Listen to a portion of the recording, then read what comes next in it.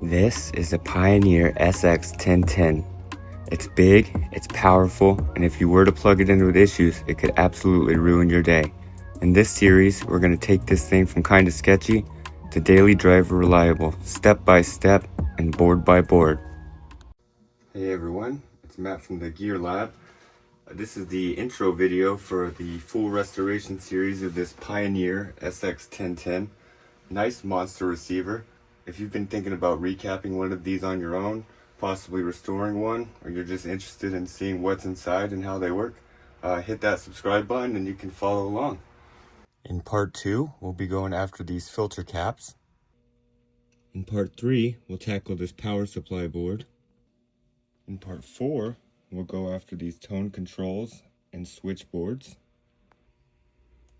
In part 5, we'll do the protection board and the muting board here.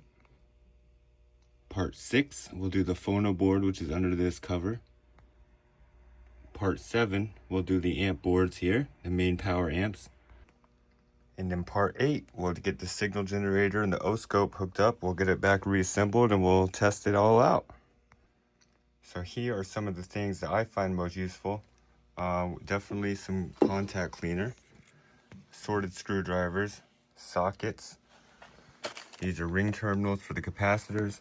I've got heat shrink tubing, the heat gun, wire strippers, snippers, different kinds of pliers, solder, some kind of solder remover. You can get away with this manual one and the wick for these big jobs.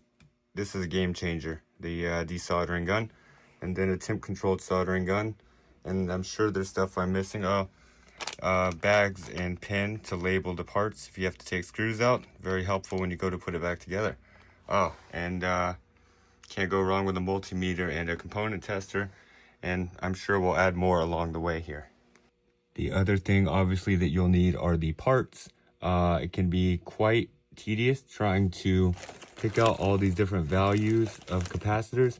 I have stuff for multiple projects in here that I ordered, but I will actually share my bulk ordering list of parts for this receiver that has pretty much everything you will need by quantity and part number for Mouser. So I'll put that link for the Mouser BOM down in the description, and you should be able to import it and just check it over and make sure nothing's back ordered. Alright, now the most important part, just a little thing about safety here. Firstly, always make sure the receiver is unplugged when you're working on it. There's really high voltages in here, line voltage everywhere. Plus you got the filter caps holding a charge even when it's unplugged. So make sure it's unplugged. Secondly, use your multimeter to check the voltage across these capacitors. Make sure that they're not holding a charge. If they are, you can use a resistor across here to drain them. As you can see, this unit actually has bleeder resistors. I would pretend that they're not there and just get in the habit of checking and bleeding, but with these here, as long as they're not shorted, the caps will drain when the power is off. So also, when you go to power it up for the first time, it's smart to use a dim bulb tester. This will limit the current if you have any shorts, protect any components from blowing immediately and causing more damage. And last but not least, try to always keep a hand in a pocket while you're probing around and working. You may still get shocked with your other hand, but you'll have no chance of completing the circuit if your other hand's hidden away. So just one hand at a time in the unit. If you keep a hand in a pocket, it'll be a good habit. So the point of this video is to be a reference and a tool. This is the way I do it. Some other people may do it other ways. Just remember, every receiver is unique. It's had prior work possibly. There could be other surprises in here. Keep your eyes out. If you see something different than what I have here, check your schematic, check the board, follow what's already in your receiver if it was working.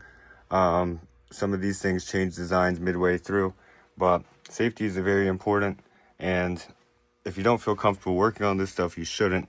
You should just take it to a responsible tech that can fix it for you without you getting shocked. So last thing I want is for anyone going to the emergency room or getting a nasty burn because of me.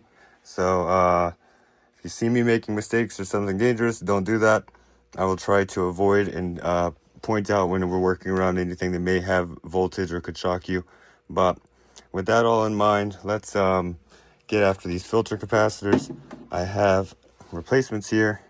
We're going to do those next. So part 2 is coming up. We'll do the filter caps and we'll move along here.